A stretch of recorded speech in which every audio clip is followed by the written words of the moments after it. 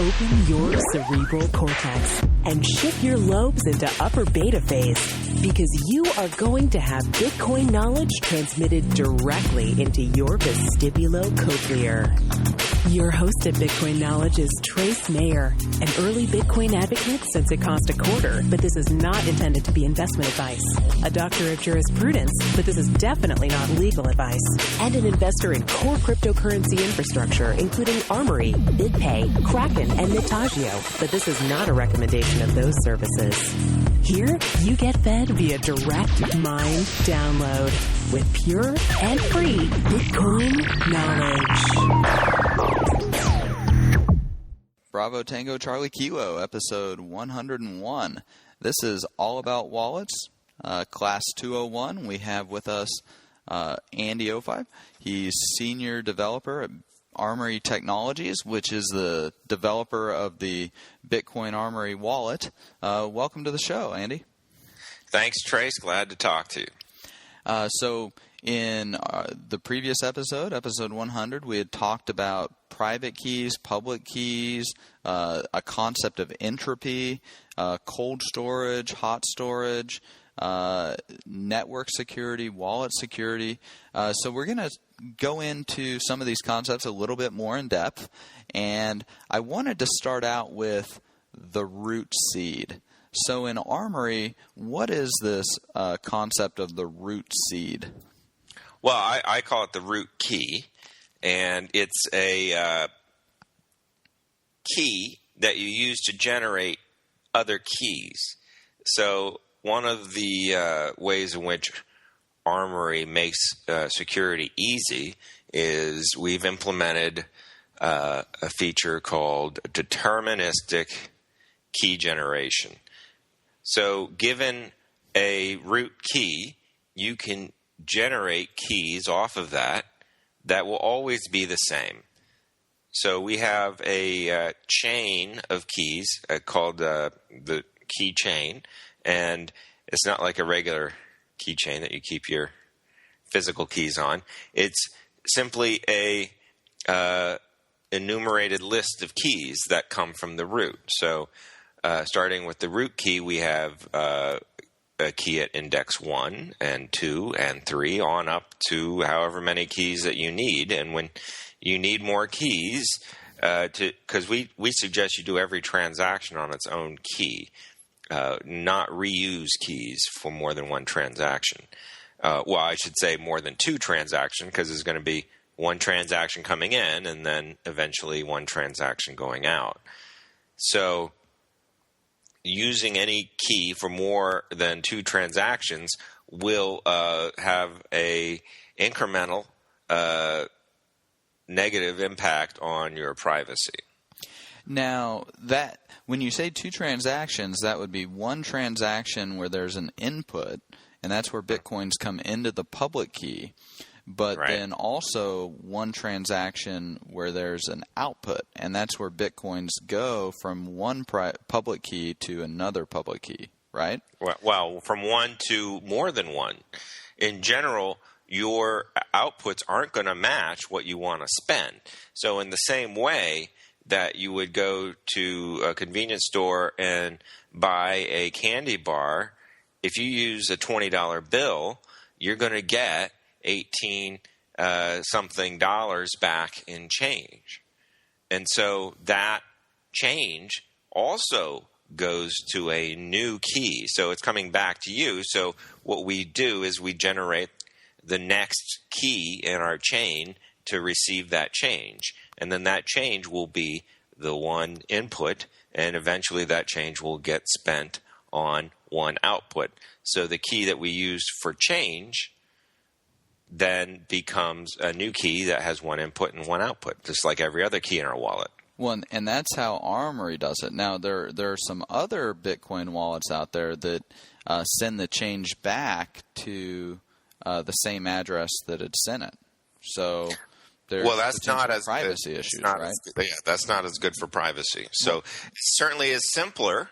And if you're actually just buying candy bars and you're playing around with Bitcoin and no one cares about the amount of money that you're spending and you're just a regular person that's using Bitcoin for walking around money, then, well, no big deal. That's fine. But there could also be a potential security problem when someone is reusing keys.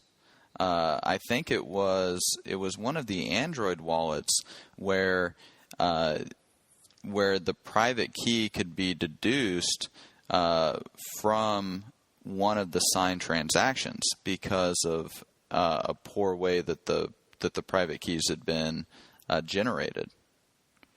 Well, that I'm not sure if that has anything to do with the reuse of the keys or just the poor entropy in the way the keys were generated.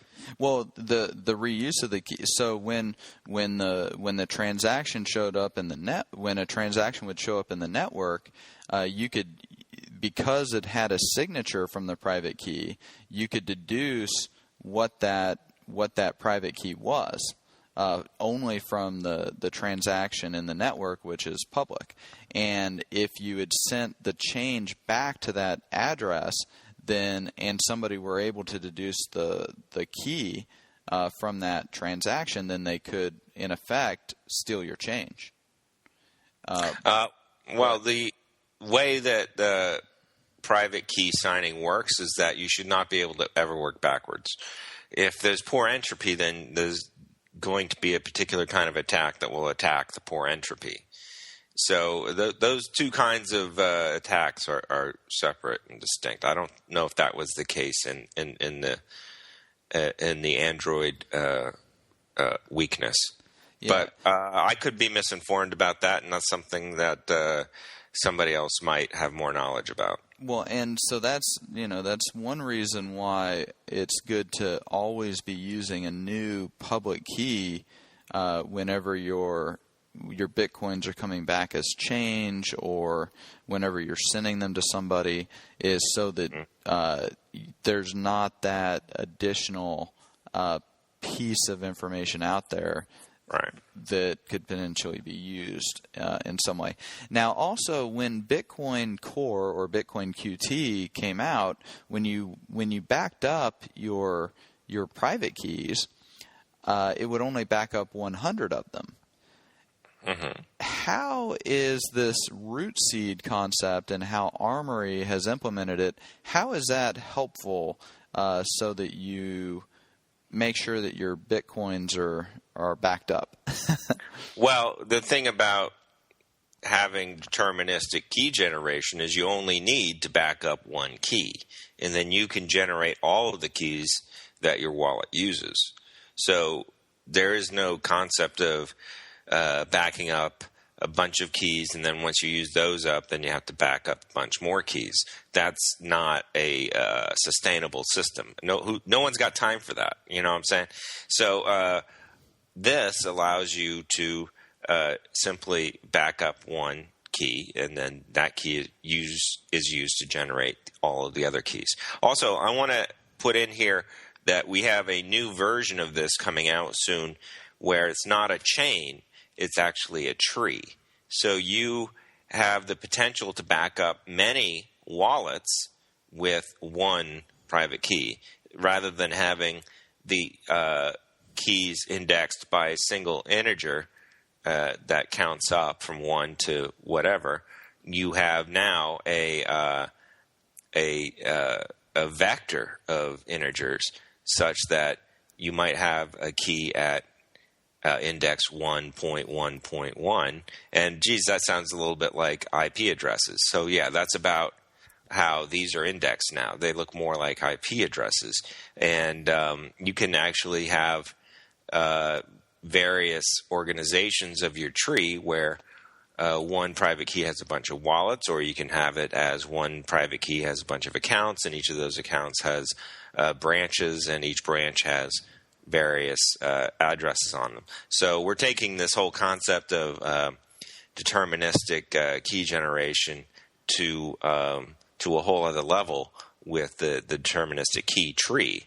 The details of this are actually described in a Bitcoin improvement proposal called BIP32, and you can read and get in depth with that. And other BIP32 key generation software is coming online as well. So that's going to be really the standard going forward from now on. And it should be noted that Alan Reiner, our CEO there at Armory, he was actually very instrumental in innovating this whole hierarchical deterministic space, right? Right. That's really the end point of deterministic key generation, is the ability to back up an entire system with one private key, so that you can have an exchange that you secure every private key involved in every user's account on your exchange with one super secure offline cold storage computer where you keep the keys to the whole operation. And we'll talk a little bit more about that later, because there are additional attack vectors that come from like these parent-child key relationships. But you mentioned a phrase there, super secure cold storage. Like, what is this whole idea of cold storage? Because that's another thing that Alan innovated, right? Well, yes. One way of doing cold storage is you write your key down on a piece of paper and you hide it under a rock.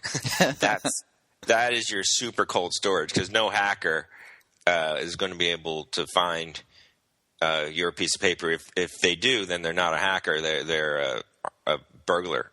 That's different. So the problem with that kind of cold storage is, well, whenever you want to access that private key and use it, well, then you've got to go find that piece of paper. And that's not very convenient. That's great if you have savings that you're not going to touch or you're going to leave for your children. That's not necessarily useful for anyone that's going to have a lot of transactions with their Bitcoin. So what Bitcoin Armory has done is allowed you to have all the security of a piece of paper under a rock and still be able to use your private key. And that's where the concept of a offline cold storage computer and an online watching only computer comes into play. So with Bitcoin Armory, we have our application such that it can be installed on both an online computer that has no private keys on it. So it has only the public keys. And those public keys are used to organize your Bitcoins and to look up their balances and to find out exactly what you can spend. And you can create transactions and you can broadcast transactions. So you can do all of these things except sign those transactions. In order to sign one of those transactions, you need your offline computer, which also has Bitcoin Armory running on it. And this offline computer has hopefully never touched the internet and can be a very scaled down, low-tech computer, perhaps an old laptop or one that you have cleared out all of the peripherals, all the Wi-Fi, maybe even get rid of the hard drive, because you can run this offline cold storage computer off of a USB stick. And again, that should be a USB stick that you haven't used for anything else. It should be acquired from a reputable source, and you should only be using it for this one purpose, because there are attack software that can be used to attack USB security. So you want to limit, like you said, the space of an attack, and have the smallest window possible for anyone to attack your offline computer. So once you set up an online computer with access to the blockchain and the internet, then you also have your offline computer, which is completely separate. The way a transaction would work is you would create it on your online computer, which has what's called a watching-only wallet, and use that watching-only wallet to create the transaction. you can put it on a USB key that's only used for this purpose, take it over to your offline computer, sign the transaction, because that's where your private keys are, and then bring the USB stick with the signed transaction back to your online computer and then broadcast it. Now, what happens is that private key signed the transaction, but the private key never, ever touched the internet. And that makes it much harder for an attacker to steal your private key. Yeah, so we get all the benefit of the network security from the Bitcoin Core or the Bitcoin QT, but then we get to drastically shrink the attack surface and greatly increase the wallet security by using this offline cold storage device. And so, and like you said, it can be a cheap old laptop, or I think one of my buddies, he got a $200 laptop, and he's able to use that for his cold storage device. And so that's a great way to make sure that your Bitcoins are super safe and secure. Yeah, another thing you can do on top of that is to use Ubuntu Linux on that laptop. And Ubuntu is a very basic, easy to use, bare bones version of Linux that will, doesn't have a lot of the bells and whistles of other versions of Linux, and it's very simple to install. In fact, you can have the Ubuntu Linux and Armory software on a USB stick, and nothing is actually residing on the offline computer except for your data. Mm-hmm. And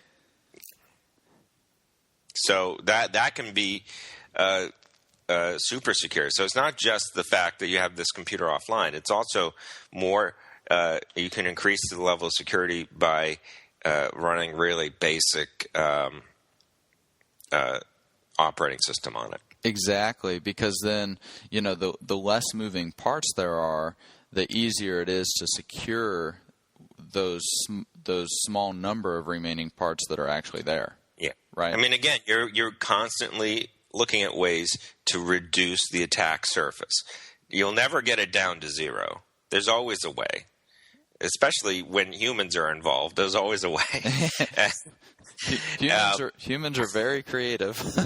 Exactly, and we're very creative in how we have weaknesses too. So we have very creative weaknesses, and so ideally, the only way somebody should be able to attack your Bitcoins is somehow to trick you into sending them to them, because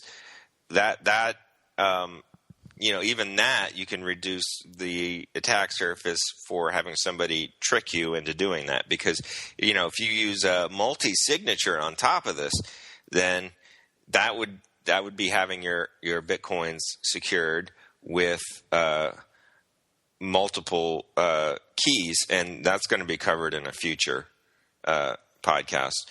But just briefly, when you do that, then more people have to be tricked. Yeah, right? or more offline cold storage devices have to be compromised. Exactly. Yeah. So further reducing the attack surface. Yeah. So actually, this might be a good place for a joke that I've got. So I've got a really funny. It's a combination of a physics and a cryptography joke, and just to give our listeners some incentive to figure out the joke, because it isn't funny if nobody gets it, right?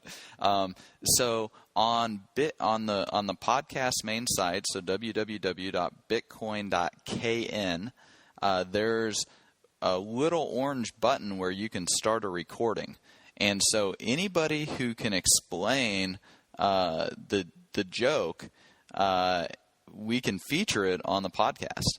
And so this might be a great opportunity for one of our listeners to, explain the joke and talk about their business or something like that. I don't know. Or maybe I can send some Bitcoins or buy a T-shirt or something. But anyways, so here's the joke. The colder the storage, the lower the entropy.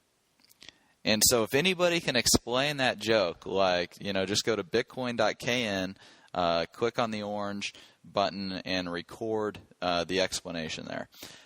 So while we're talking about this cold storage concept, you had mentioned a USB stick, and then you'd mentioned that, the USB stick could potentially be compromised also. And I know that we've talked about using different channels, like using an audio channel, for example, to transfer the signed and the unsigned transaction instead of a USB stick, or using QR codes. So there are lots of different ways that we could potentially transfer that data from the online computer to the offline computer to get the signature, right? Somebody even had the idea of taking out and using old school modem technology. If you remember the kind of modems where you would have to take the receiver of an old style phone, like a rotary phone even, or what is a touch tone. It had to be a touch tone phone, right? And you would take the handle that you would hold up to your ear and your mouth. Remember that, if anyone who's over 30. And you put that onto this modem, which would actually have these two suction cup style things, and you would actually put the receiver on the modem, and then it was all audio, and it was really low bandwidth. I mean, certainly you would not send any kind of image content, much less video content, over this modem. You would literally watch text come in on this thing. But people have suggested using that kind of old technology to transfer transactions to and from an offline cold storage, because certainly there isn't any malware written to travel over such a old school modem. Yeah, and it's 200 bauds or something. I mean, we couldn't even play Duke Nukem or Wolfenstein 3D on that, right? I think that's prior to 2400 baud. I think that would have been lower than that. But right? I think that raises a very good point, that we can use these older technologies in a very security efficient way to greatly increase the protection that we have for our private keys, so that nobody captures our flag, right? Right. And because the USB sticks, they could potentially be compromised. There's been a lot in the news about that. How about printers? Nobody thinks of their printer as being the device that somebody could use to steal your flag. But we actually have a feature in Armory called Secure Print. So, why does Secure Print matter at all? Well, if you think about it, Secure Print uses the oldest technology, which would be pen and paper. And the way Secure Print works is you go ahead and you print out your backup, but it's not really your backup. There is a Secure Print code that comes with it, and that Secure Print code is used to convert the backup you print out to your actual backup. And the idea is you print your Secure Print backup, which if somebody acquired your printer or there was a security weakness in your printer, they could look at that backup and never get to your Bitcoins. Because what you then do is you take the the paper that got printed, the printout, and you write your secure code on it with the pen. And the secure code is displayed on the screen. So as long as nobody's looking over your shoulder, no one will know your security code. And your security code will be written on the paper, so you can't forget it. And then that piece of paper that you have, which is half printout and half your writing, can be used to recover your private key. Yeah, I think I'd seen a Reddit thread. Somebody was printing out their backups at Kinko's. And if people aren't aware, Kinko's, they actually keep a record of every single thing that's ever printed on their copy machines. And our printers actually have hard drives on them, right? And so and a lot of printers are Wi-Fi connected. So you want to make sure your printer is offline if you're going to print it, or use Secure Print, because that Kinko's employee that discovers, hey, there's actual Bitcoin private. There's money in our logs here. Let me go get that money after hours. Well, he's going to run into a printout that says secure print on it, and it's like, oh, I don't have the secure print code. Damn it!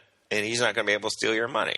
And this applies to all the different wallets that you could be backing up your Bitcoins with, like whether it's Brain Wallet or bitaddress.org, or you're using these quote-unquote paper wallets. Like, these attack vectors apply to all of these, right? Right. So, using a non-secure printer, a printer that's online, is definitely an increase to your attack surface. Yeah, I actually my printer I made sure that the Wi-Fi is broken on it, so it can't phone home anymore to somebody. Well, also your printer's in your private home, so in that scenario, and it's not on the internet, then you don't need to bother with secure print, because something else happens with secure print is sometimes people have poor penmanship. Exactly. They don't even know what they wrote down. So with secure print and with any backup, we recommend that before you actually put any Bitcoins into your wallet, that you test that backup and make sure. I say prove to yourself that you'll never have a problem restoring from the backup, and then once you're convinced, then go ahead and use the wallet. Yeah, that's a great point, because we're probably more of a security risk to ourselves than somebody else trying to hack our Bitcoins. Yeah, I don't know how you would figure this out, but I would bet that the amount of Bitcoins lost that are completely unspendable is quite a bit more than the amount of Bitcoins that have been stolen. Yeah, that would not surprise me, because it's very, very easy for people to just screw up and send their Bitcoin somewhere where they can't get them out again. Let's talk about another feature, Shamir secret sharing. So what's actually going on with this Shamir secret sharing? Well, the Shamir secret sharing is the cute little math trick that sits behind fragmented backups. And what's great about Shamir secret sharing is that it's an obscure concept, but boy, is it simple. It's not that hard to understand. As if you have, if you've taken high school algebra and you ever wondered, well, geez, I'm never going to need this. Well, this is the day. This is the day. When, if you had paid attention in high school algebra, you can use that knowledge to understand Shamir secret sharing. If you could imagine, you have this private key, which is a number, and that number, that's your secret. If anyone gets that secret, then it's all over, right? So that's a lot for one number. It'd probably be better if you had, say, 3 numbers, and you needed 2 of those 3 numbers. Now, certainly you could take a number like that and break it up into 3 pieces, but then you need all 3. And now you've got 3 ways to lose a number that will prevent you from ever spending your Bitcoins. But if you had 2 of 3, a 2 of 3 fragmented backup of your secret number, that would be, you only need 2 out of the 3 pieces, not 1. Because if you only needed 1, somebody could very easily steal it, and you've tripled the size of your attack surface, right? Because there's 3 different numbers somebody could steal if you only needed 1. That would be like copying your private key into 3 pieces of paper. So, right, you've just tripled the attack surface. And if you needed all 3, then you've increased the amount of ways you could lose all your Bitcoins. Ideally, it would be 2 of 3, because then, right, if somebody finds one of your pieces of paper, then they can't steal your Bitcoins, right? And if you lose one, you don't lose your Bitcoins. So to me, that's like ideal for just 3 pieces of paper. Now, the way it works with Shamir secret sharing is, if you imagine your private key is a point on a line, right? You can break that number up into 3 pieces, and you only need 2. And what you do is you make those 3 other numbers other points on the same line, right? And then if you have any 2 of those points, you can extend the line out to find your private key, and that's exactly how it works. So Kevin, who also invested in Armory, it was so funny because we were talking. It was before we had funded it, and he was like, you know what? When I was at Harvard, and Kevin went to Harvard for computer science, he was like, when I was at Harvard, I was in one of my computer science classes, and the professor was explaining this concept of Shamir secret sharing, and I remember thinking to myself, when is this ever going to be used? This is the most worthless piece of junk that I'm having to learn. And he was like, but it is implemented so elegantly in Armory, and it's so useful that it's just awesome. So what's amazing about it is if you see how it's implemented, then any computer science student, in their first year this could be a homework assignment. It's not that hard to do. Right. And here's a real life example of how this could have been used. I was reading a thread on Reddit, and there's a kid. His dad was an early Bitcoin adopter, but I think the kid is the son was the one who secured all the Bitcoins, and he'd done it with paper wallets, right? And so he had the same paper wallet in the safe, and another copy in the safety deposit box, and I think those were the two backups. Well, guess what happened? Somebody broke into his dad's house and loaded the safe up, pulled it out of the ground and drove off with it in a truck. And the bank didn't open for another 9 hours. I heard the story, yeah. And so if he didn't use this fragmented backups solution in Armory, so he's just waiting on pins and needles, hoping that they can't drill into the safe and take those Bitcoins, because he can't get into his safety deposit box for another 9 hours. But hopefully the thieves don't even know they're in a race. Right. Yeah. Well, and from what I understand, he actually did get the backup from the safety deposit box and got the Bitcoins moved before they got compromised.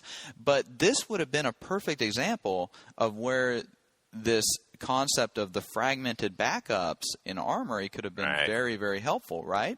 Because they could have stolen the safe, but it would have only had one of 2.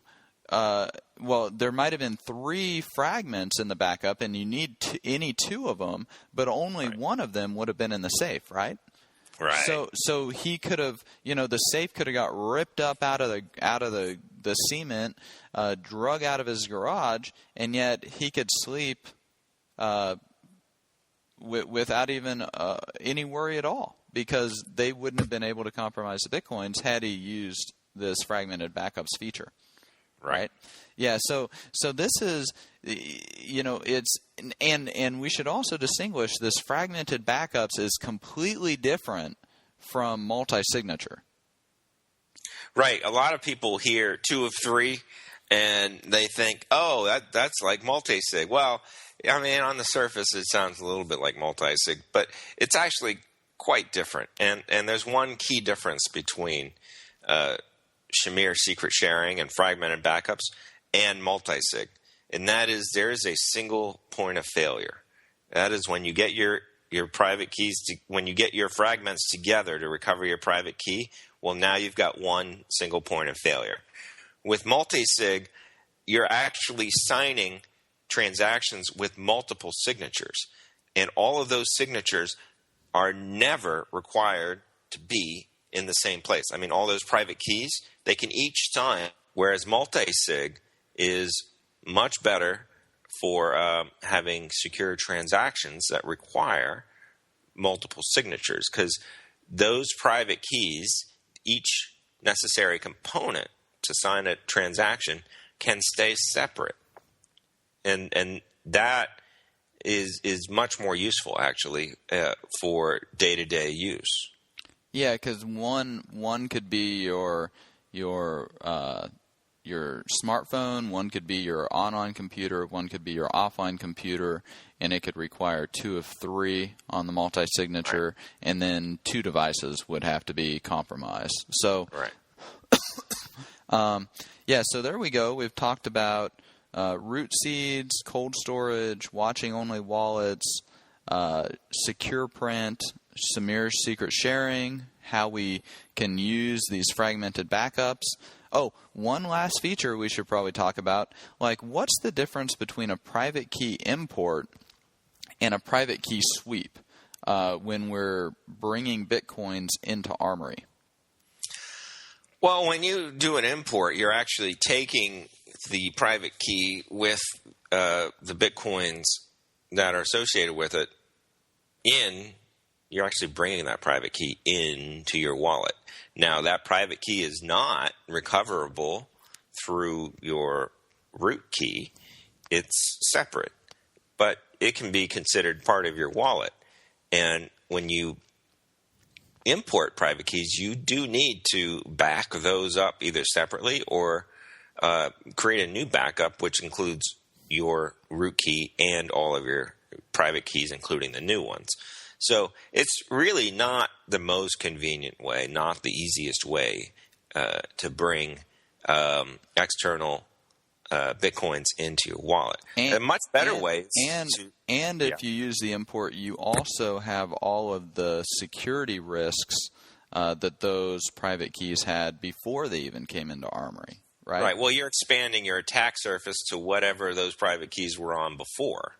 So wherever your private keys have been, I always say, if you get one of our promo wallets, don't use it.